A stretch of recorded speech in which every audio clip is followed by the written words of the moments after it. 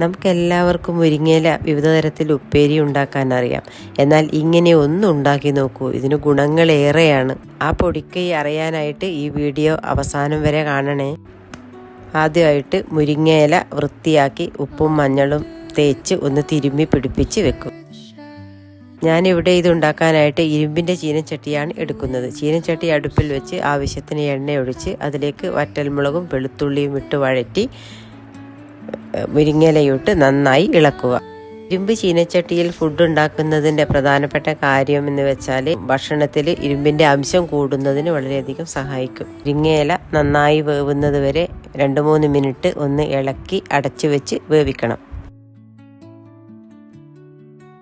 ഇല വെന്തതിന് ശേഷം ആവശ്യത്തിന് തേങ്ങ ഇട്ട് ഇളക്കി അതിനുശേഷം നമ്മുടെ പൊടിക്കൈ നമുക്ക് പ്രയോഗിക്കാം. അരമുറി നാരങ്ങ നീര് ചേർത്ത് നന്നായി ഇളക്കി അപ്പോൾ തന്നെ ഫ്ലെയിം ഓഫ് ചെയ്യുക.